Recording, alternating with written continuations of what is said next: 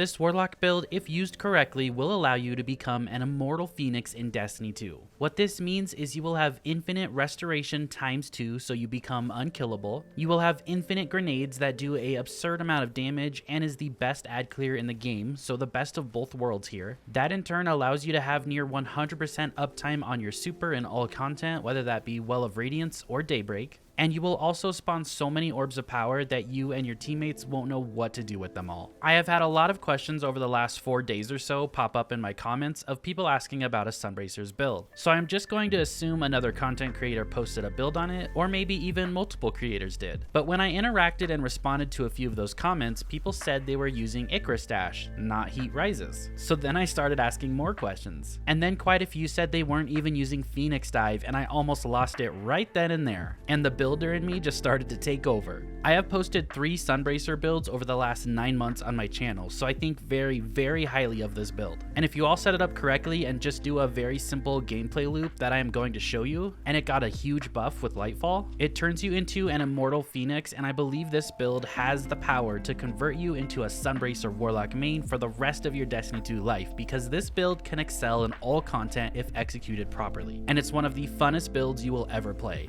And I mean even in champion level content and grandmaster content. But Plunder, your melee won't kill things in endgame activities. I know that question's already coming. Well, in this video, I'll also show you how we can guarantee that our melee will kill a target to proc our Sunbracers perk, and that is thanks to Solar 3.0 and ignitions, and that ignition counting as our melee ability. If you would like to see the full written version of this build with the gameplay loop section in text for you all in a nice build pick format, then the link will be down below so you can all see it over on Mobalytics. A great place to find all my builds. Everything to do with perfecting this Sunbracer build revolves around 4 things and understanding how they combine to make this build amazing. The first is the aspect Heat Rises. This allows us to consume our grenade and activate Heat Rises as a buff for 15 seconds. This buff can be extended to a massive 30 seconds just by getting kills while you're off the ground. This doesn't have to be high in the air, it can just be a bunny hop. So very, very easy to maintain this buff. The second part of this is while you're off the ground, we get melee energy back for all the kills that is happening. This is a big chunk per kill, probably around 30 to 35%. But the main reason we're using this aspect is it works in tandem with our class ability, which is Phoenix Dive.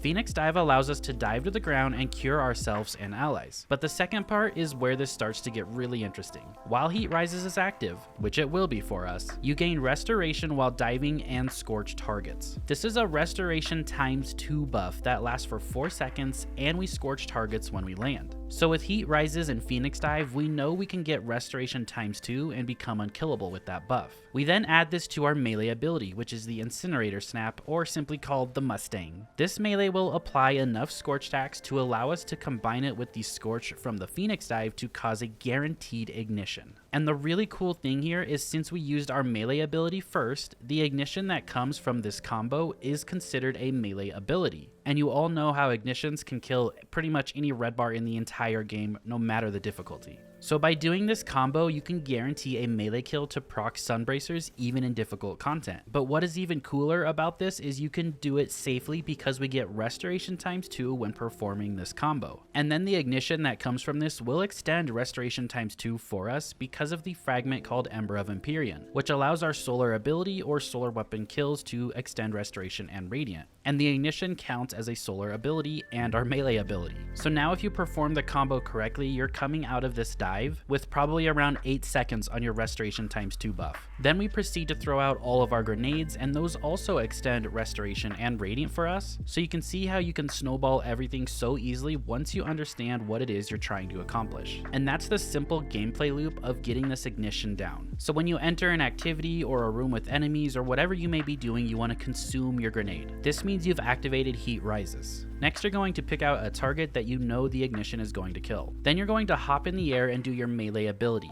As soon as you see those pellets hit the target, you activate your Phoenix Dive while you're in the air. This allows you to then land close enough to that enemy that you caused the scorch from your Phoenix Dive and the scorch from your melee ability to cause an ignition. That ignition, because it came from your melee ability first, is considered a melee ability kill. This then procs Sunbracer's perk, and you can continue to throw all those grenades out. So I can't stress how simple and easy this is just once you understand it and practice it. Now we're going to add in our other aspects and mods, which will then take this build to the next level, basically allowing you to complete one rotation of throwing your grenades and having every ability back ready to go for the next room of enemies or the next enemy in the room you're already in, all while having your super probably already thanks to the grenade kills and having that infinite restoration ×2 and radiant. For your second aspect, you're going to take Touch of Flame. This is for our solar grenade, and it increases the linger duration and periodically emits blobs of lava around its perimeter. This is where you get some crazy damage going on when those blobs are hitting targets. For your 4 fragments, you want Ember of Ashes. This is so your melee and your Phoenix dive causes more scorch attacks. That's how they both add up to creating that one ignition. We're also going to take Ember of Empyrean. That's when those solar weapon and ability final blows will extend restoration and radiant for us. You want to take Ember of Searing. Defeating scorched targets grants melee energy and creates a fire sprite, so you add fire sprites into the build, and we get extra melee from scorched targets on top of the melee energy from heat rises.